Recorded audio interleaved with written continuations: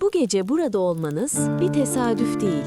Ruhunuzun sessizliğe, dinginliğe ihtiyacı vardı ve siz bu sessizliğe kulak vermeyi seçtiniz.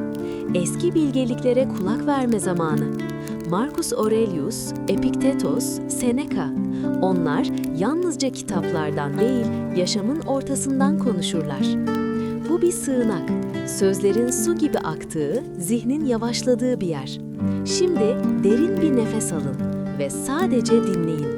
Zihin sabit değildir, dalgalı bir denizdir. Bir gün cesur hissedersiniz, ertesi gün en küçük şeyde korkudan titrersiniz. Ama siz bir deniz değilsiniz. Siz o denize bakan kıyısınız. Her gün yeni bir dalga vurur, yeni bir düşünce gelir. Ama kıyı hep oradadır, değil mi? Şimdi bir düşünün. Gerçekten sizin olan ne var? Mal varlığınız mı? Bir anda elinizden alınabilir. Bedeniniz mi? Yaşlanır, hastalanır. İtibarınız mı? Bir söylentiyle yok olabilir. Zihniniz mi?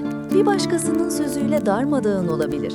Peki ne kalır? Sadece şu: tepkiniz, ne yaptığınız, nasıl durduğunuz, başınıza gelen şeye nasıl karşılık verdiğiniz. Sadece o sizindir. Bir stoacı gibi yaşamak, her şeyi sorgulamak demektir. Ama en çok da şunu: bu bana mı ait, yoksa ben sadece onun içinden geçiyorum? Bu farkındalık başladığında dünyanın en ağır yükü hafifler, kontrol etme yükü. Artık her şeyi düzenlemek zorunda değilsiniz. Zihninizi sabitlemek zorunda değilsiniz. Onu bastırmak ya da büyütmek zorunda değilsiniz. Sadece gözlemleyin. Düşünce gelir, siz izlersiniz ve geçer.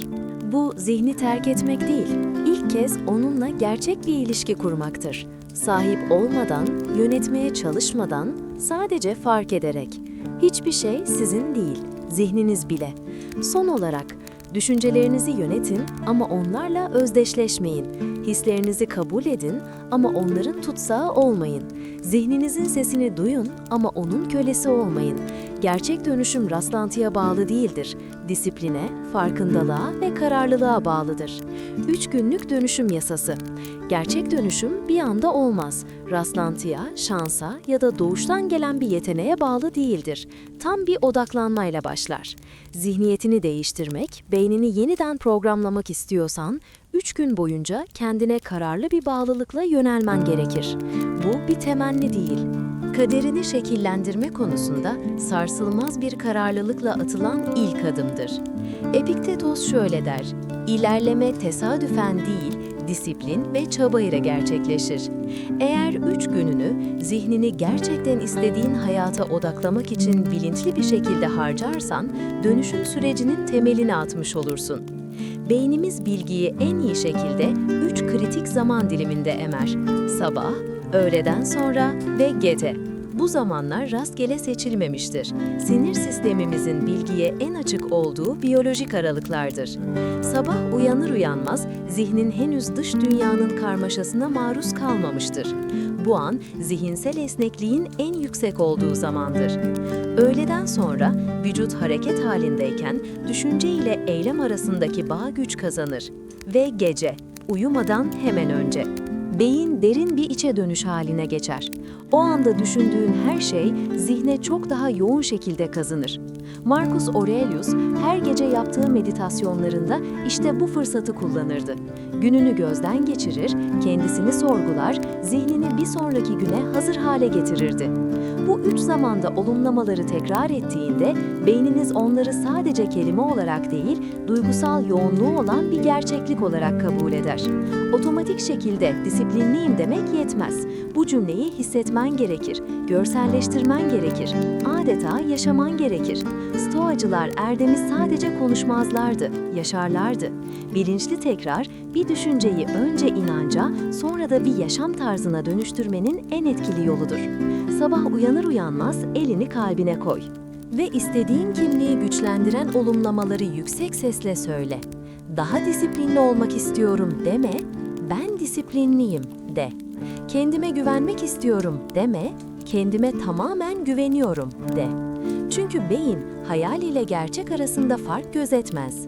Bir düşünceyi ne kadar çok yaşarsan, o düşünce davranışlarına o kadar çabuk yansır. Marcus Aurelius'un da dediği gibi zihin her şeydir. Ne düşünürsek o oluruz. Öğleden sonra bu olumlamaları bedeninle bütünleştir. Kararlı adımlarla yürü, derin nefes al. Değişimin enerjisini bedeninde hisset. Olumlamaları pasif bir şekilde tekrarlama. Onları harekete dönüştür. Stoacılar için erdem lafla değil, eylemle gösterilirdi. Attığın her adım, verdiğin her karar, bir şeyi ertelemek yerine harekete geçtiğin her an yeni kimliğinin bir kanıtıdır. Kim olduğun, söylediklerin değil, her gün ısrarla yaptıklarındır. Ve gece, uyumadan hemen önce günün kazanımlarını gözden geçir, kendine teşekkür et.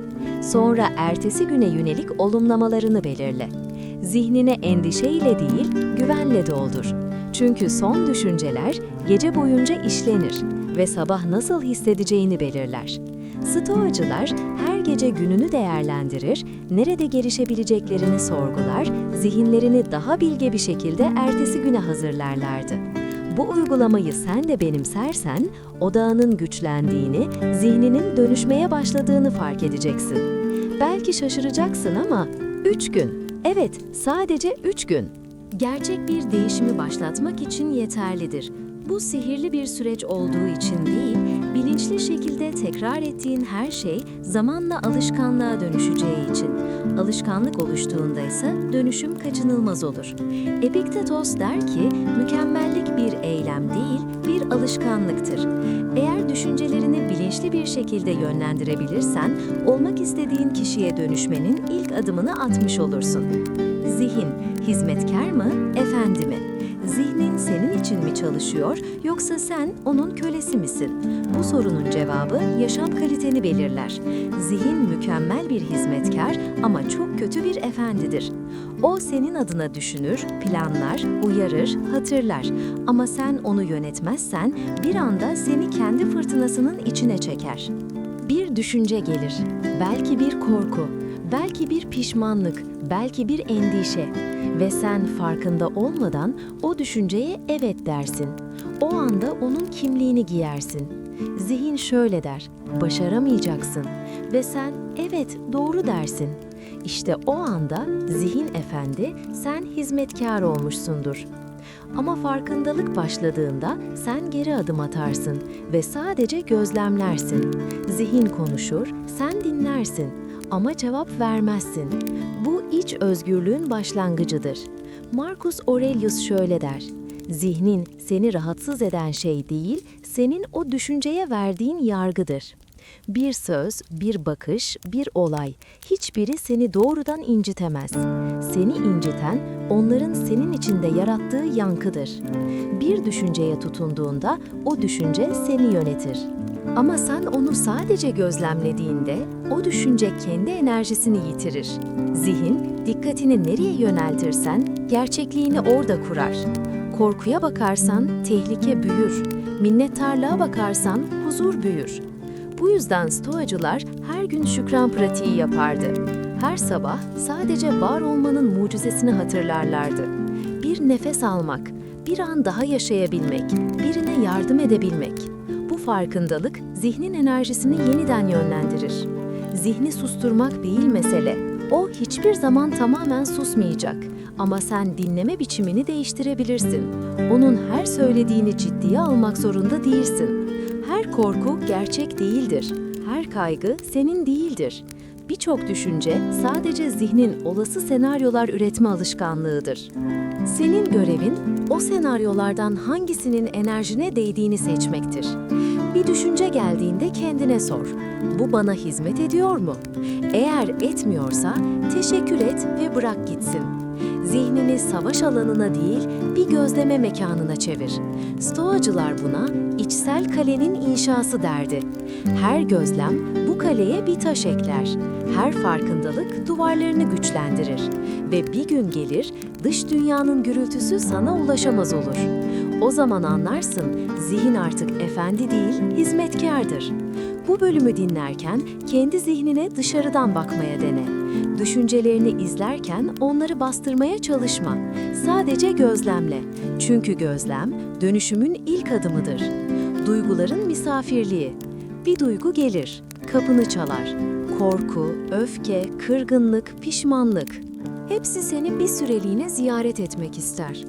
Ve çoğu zaman biz bu duyguları ev sahibine değil, işgalciye çeviririz. Korkuyu kovmaya çalışırsın, o büyür. Öfkeyi bastırırsın, o içten içe seni kemirir. Üzüntüyü yok sayarsın, bir gün patlayarak geri döner.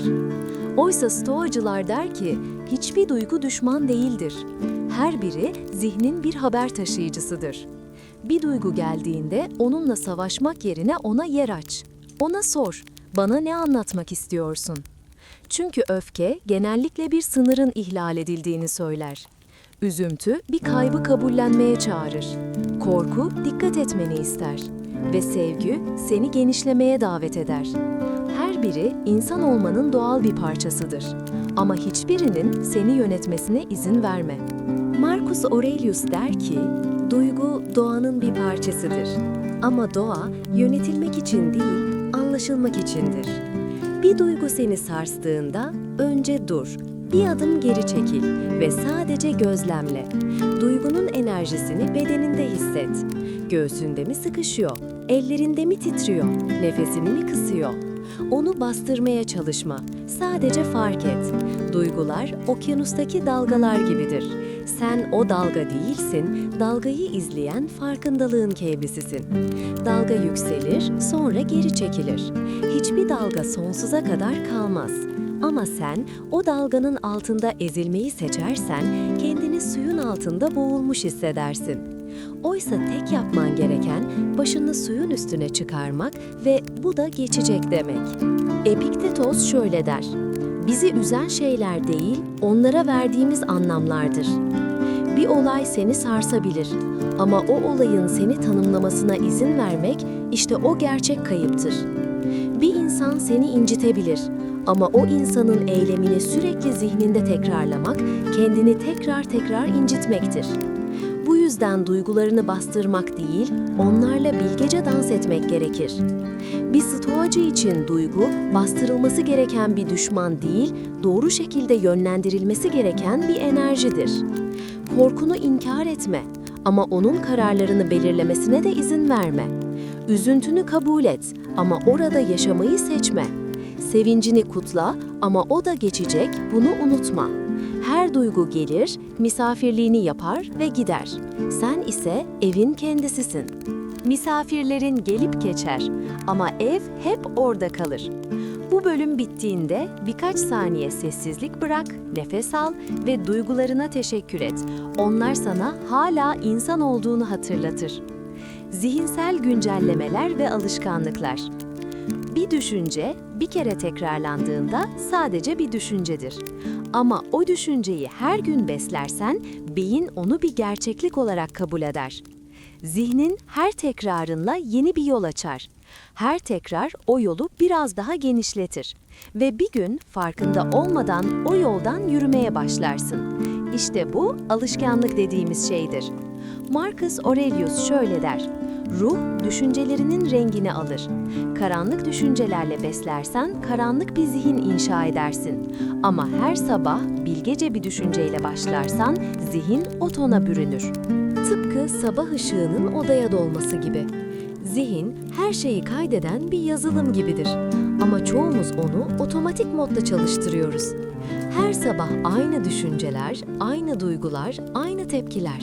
Ve sonra neden hiçbir şey değişmiyor diyoruz. Çünkü aynı zihinsel komutları tekrarladığımız sürece sistem aynı sonuçları üretir. Değişim yeni komutlar vermekle başlar. Her gün 5 dakika. Evet, sadece 5 dakika. Zihnini yeniden programlamak için yeterlidir. Kendine şu soruları sor. Bugün neyi daha iyi yapabilirim? Neyi bırakmam gerekiyor? Neye fazla enerji harcıyorum? Neyi değiştirmeye hazırım? Bu sorular beynin otomatik moddan çıkmasını sağlar. Bilinçli düşünce yeni sinir yolları oluşturur. Her farkındalık bir nöral güncelleme demektir. Stoacılar bunu prohairesis olarak adlandırırdı. Yani bilinçli seçim gücü. Senin kontrolünde olmayan şeyleri fark et ama senin seçimin olanları da ciddiye al. Zihin seçim yapmadığında geçmişe teslim olur. Ama sen seçim yaptığında geleceğini inşa edersin. Her sabah eski kimliğini kapat, yeni bir versiyonun gibi uyan. Bugün dünün hatalarını tekrar etmeyeceğim. Bu cümleyle başla. Ve eğer düşersen kendini yargılama, sadece tekrar ayağa kalk. Epiktetos der ki, küçük şeylerde bile bilinçli ol. Çünkü alışkanlık küçük şeylerle başlar. Bir gülümseme, bir teşekkür, bir sabır anı. Hepsi zihinsel kaslarını güçlendirir. Her gün uyguladığın disiplin zamanla karakterine dönüşür. Karakterin ise kaderini belirler. Bu yüzden değişim bir anda değil, her anda gerçekleşir. Stoacı olmak, duygusuz olmak değildir. Sadece duygularına teslim olmamaktır. Zihin seni yönlendirmek isterse, nazikçe hayır de. Sen karar verirsin. Bugün bir düşünceni değiştir. Yarın bir alışkanlığını. Bir hafta sonra kendini. Her farkındalık bir güncellemedir. Her bilinçli nefes bir sıfırlamadır.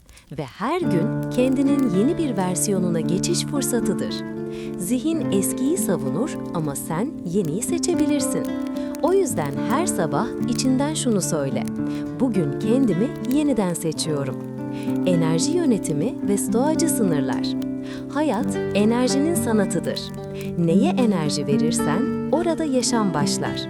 Neyi geri çekersen orada sessizlik olur. Ve her gün kendinin yeni bir versiyonuna geçiş fırsatıdır. Zihin eskiyi savunur ama sen yeniyi seçebilirsin. O yüzden her sabah içinden şunu söyle. Bugün kendimi yeniden seçiyorum. Enerji yönetimi ve stoacı sınırlar. Hayat enerjinin sanatıdır. Neye enerji verirsen orada yaşam başlar. Neyi geri çekersen orada sessizlik olur. Ve bilgelik enerjiyi nereye yönelteceğini bilmektir. Stoacılar için zaman ve dikkat paradan daha değerliydi. Çünkü kaybedilen para geri kazanılabilirdi. Ama kaybedilen dikkat bir ömür götürebilirdi. Seneca şöyle der, İnsanlar mallarını korumak için duvarlar örer ama zamanlarını korumak için hiçbir şey yapmaz. Ve bu yüzden çoğu insan en kıymetli servetini, dikkatini fark etmeden harcar. Günün sonunda neden yorgunsun biliyor musun? Çünkü sadece bedenen değil, zihnen de tüketilmişsin. Zihnini her an açıp herkesin girmesine izin veriyorsun. Birinin sözü, birinin tavrı, bir haber, bir yorum, hepsi senin enerjinden bir parça koparıyor. Ve farkında olmadan kendi içsel sükunetini pazara koyuyorsun. Stoacı bilgelik burada devreye girer. Sana der ki, her şeye tepki vermek zorunda değilsin. Sessizlik de bir cevaptır. Gülümsemek de, uzaklaşmak da. Bazen en büyük güç hiçbir şey yapmamaktır. Marcus Aurelius şöyle yazar, kendini başkalarının düşüncelerinden koru, tıpkı bedenini koruduğun gibi. Bu söz zihinsel hijyenin tanımıdır. Tıpkı bedenini temiz tutmak gibi zihnini de gereksiz kalabalıklardan arındırmalısın. Birinin seni anlamamasına izin ver. Bir planın gecikmesine izin ver. Bir şeyin eksik kalmasına izin ver. Her boşluk bir tehdit değil, bir nefes alanıdır. Hayatın her alanında bir sınır çiz. Bu sınır duvar değil, kutsal bir çemberdir. O çemberin içinde huzur, sessizlik, odak ve özün vardır. Dışarıdaki gürültü oraya ulaşamaz. Kendine şu soruyu sor. Beni gerçekten besliyor mu yoksa sadece yoruyor mu? Eğer cevap seni daraltıyorsa orası senin yerin değildir. Epiktetos der ki, seni rahatsız eden olaylar değil, onları önemseme biçimindir. Bu yüzden enerjini senin kontrolünde olmayan şeylere harcamayı bırak. Birinin seni sevmesini kontrol edemezsin ama sevginin yönünü seçebilirsin. Bir işin sonucunu garanti edemezsin ama çabana anlam katabilirsin. Bu fark huzurun başladığı yerdir. Enerjini korumak, kendine duyduğun saygının en saf biçimidir. Zamanını korumak, bilgeliğin eyleme dönüşmüş halidir. Ve bazen sadece hayır demek, kendine evet demektir. Bir an dur, gözlerini kapat ve bu cümleyi sessizce tekrarla. Her şeye gücüm yetmez ama neye gücümün yetmeyeceğini seçebilirim. İşte bu, Stoacı özgürlüğün ta kendisidir. Kendini tanımlama ve özgürlük. Kimsin sen? Gerçekten sen mi, yoksa sana öğretilen bir yansıma mı? Zihin doğduğun anda boş bir defterdi. Ama o defter sen kalemini eline almadan dolmaya başladı. Ailenin cümleleriyle, toplumun beklentileriyle, öğretmenlerin sözleriyle, korkularla, utançlarla, sen budur diyen binlerce sesle. Ve bir gün fark ettin, defter dolmuş ama hiçbir kelimesi senin elinden çıkmamış. Marcus Aurelius der ki, ruhun kendi gerçeğini unuttuğunda başkalarının gölgesinde yaşar. Bugün bir an dur ve kendine sor, ben gerçekten neye inanıyorum? Bu düşünceler bana mı ait, yoksa bana ait olduğunu mu zannediyorum? Kendini tanımak, yeni bir kimlik yaratmak değildir. Zaten sende olanı hatırlamaktır. Zihnin perdesini kaldırdığında o sessiz, güçlü, saf benlik ortaya çıkar. O, ne başkalarının onayına ihtiyaç duyar, ne de geçmişin zincirlerine. O sadece var olmanın huzurunu bilir. Epiktetos şöyle söyler, seni değil, senin hakkındaki fikirleri kaybedersen korkma. Başkalarının gözündeki sen, gerçeğin değil, sadece bir yansımandır. O yansıma değişir ama öz değişmez. Bir gün seni överler, bir gün eleştirirler. Ama sen, kendinle barışıksan, hiçbiri ruhunun dengesini bozamaz. Kendine söylediğin her söz, zihninin yankı odasında çoğalır. Ben yeterliyim dersen, zihin bunu ispatlamak için çalışır. Ben yetersizim dersen, zihin onu haklı çıkarmaya uğraşır. O yüzden kelimelerini dikkatle seç. Çünkü onlar yarının duygularını şekillendirir. Bir stoacı için özgünlük, başkalarının onayını değil, doğanın düzenini takip etmektir. Doğa dürüsttür. Hiçbir çiçek diğerini kıskanmaz. Hiçbir ağaç başka birinin gölgesine özenmez. Sen ve kendi doğanı kabul ettiğinde kıyaslama biter, yarış biter, sadece denge kalır. Kendini tanımak, dünyayı anlamanın en derin yoludur. Çünkü evren senin içinden de konuşur. Sessizliğinde bile bir bilgelik vardır. Yeter ki dinlemeyi öğren. Bu bölümün sonunda sadece şu cümleyi kalbine yerleştir. Ben, bana ait olmayan her şeyden özgürüm. Ve sonra derin bir nefes al. Çünkü ilk defa gerçekten sensin. Kabullenme ve direnç. Zihin bir deniz gibidir. Kimi gün sakindir, kimi gün dalgalı. Ama sen o deniz değilsin. Sen o denize bakan kıyısın. Dalga vurur, gelir geçer. Ama kıyı hep oradadır. Hayatta da öyle değil mi? Bir gün huzurlusun, ertesi gün fırtına kopuyor. Bir söz, bir olay, bir an ve bütün dengeni kaybediyorsun. Ama stoacı o anda derin bir nefes alır. Olanı değil, ona verdiğim anlamı kontrol edebilirim. Marcus Aurelius'un dediği gibi fırtına gemini yıkmaz eğer sen dümenini bırakmazsan. Bazen hayat seni sarsar ama o sarsıntı senin düşman değil, öğretmenindir. Her zorluk sabrını yoğurur, her gecikme iradeni sınar, her kayıp seni yeniden tanımlar. Stoacılık acıyı reddetmek değildir, onu anlamaktır, ona direnmeden bakabilmektir. Çünkü direnç acıyı büyütür, kabulse onu çözer. Bir dalga kıyıya çarptığında taş direnirse kırılır ama suyu kabul eden kum dalganın ardından yeniden şekillenir. Senin gücün direncinde değil, teslimiyetindeki bilgeliktedir. Bazen hiçbir şey yapmamak, her şeyi yapmak demektir. Durmak, görmek, kabullenmek. Bu bir zayıflık değil, daha büyük bir güce güvenmektir.